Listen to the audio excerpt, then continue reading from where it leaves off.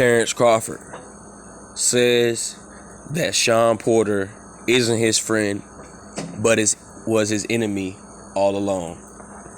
Let's talk about it in this video.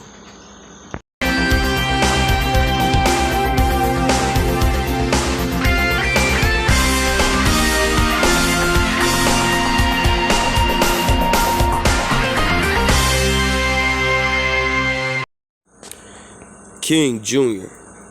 got another video for y'all. So Terence Crawford says that Shawn Porter really wasn't his friend. He's his enemy, and he wanted to always lure the fight a PBC fighter, I meant. Here's my take on the whole situation. I think Terence Crawford, this dude is flip-flopping multiple times. We seen Terence Crawford say weird things to Errol Spence. 1 minute, he's feuding back with Errol Spence, and the next minute he's like, oh, it's all right, man, we gonna do this. You know, Terence Crawford is a strange dude that always had a real relationship with fighters and stuff like that. And guys, I want to bring this up because Terence Crawford, in my mind, I truly think that he never wanted this fight with Shawn Porter, because you have to think about it.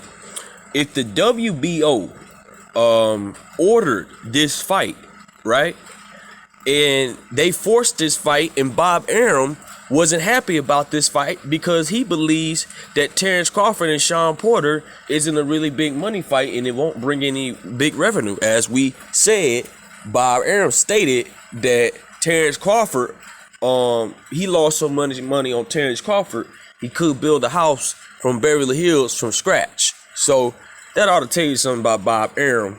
But the question is, why did the WBO force this fight with Terence Crawford, with Shawn Porter, which Virgil Ortiz was number one, and then they did the switcheroo, you know, that what happened there. So the answer to that is this man has not fought a mandatory in 2 years. In 2 years. And the WBO says that they're getting tired and you need to fight somebody that's a mandatory in Shawn Porter.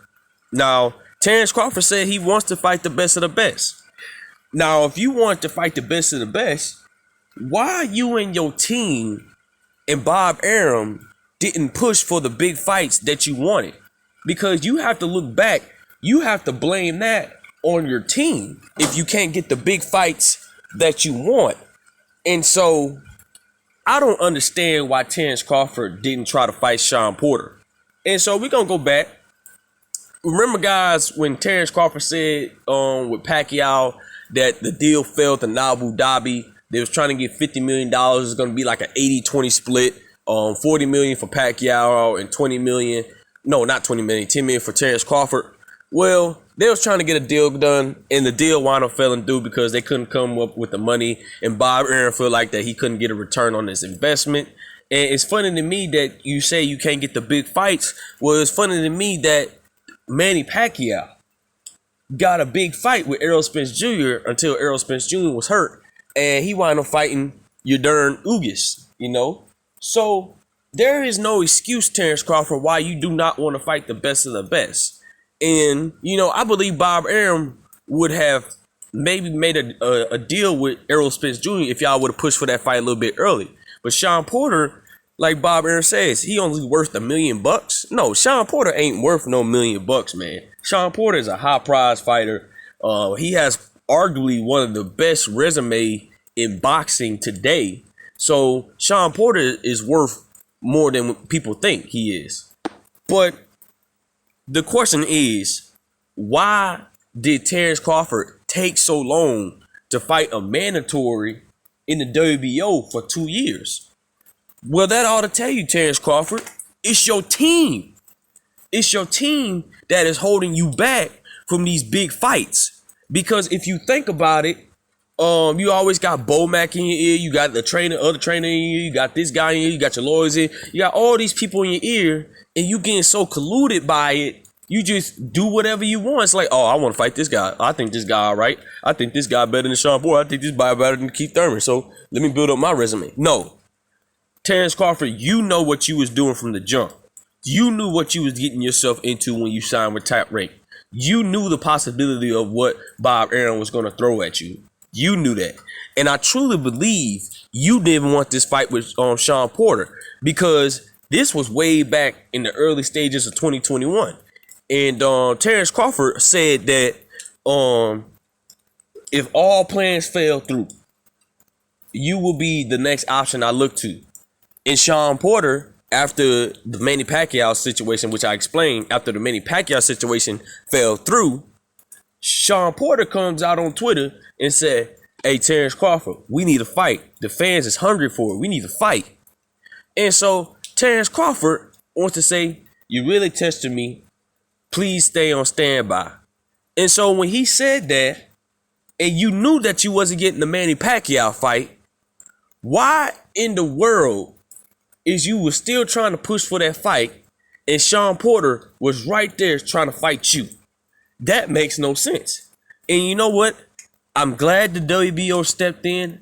They realized Terence Crawford, having fought a mandatory in 2 years, put his ass in there with the best competition. And so that's why they elevated Sean Porter. Now, I don't know the switcheroo on why they moved Virgil Ortiz to number 2.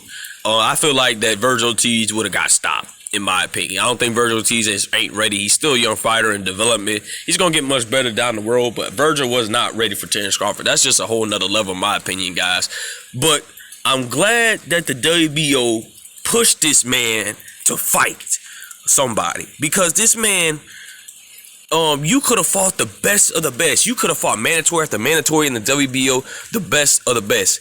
And I don't think Terence Crawford wanted that Sean Porter smoke. I really don't think he wants that Sean Porter smoke. I think Terence Crawford could be potentially a little bit scared of Sean Porter. He knows that style could give him some trouble. Now, Terence Crawford has all the skills in the world, but if you mess around and lose to Sean Porter, your career is over. There ain't no Errol Spence Jr. versus Terence Crawford. It's going to be Sean Porter versus Errol Spence Jr. or Sean Porter versus Yordenis Ugas. And I would want to see Sean Porter versus Errol Spence Jr. too. I think that would be an interesting fight. I really do believe it.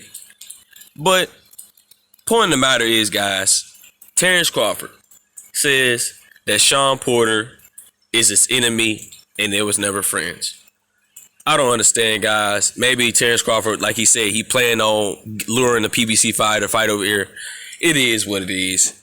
Make sure you like, subscribe, and comment. This is your boy King Jr. I'm out of here. Peace.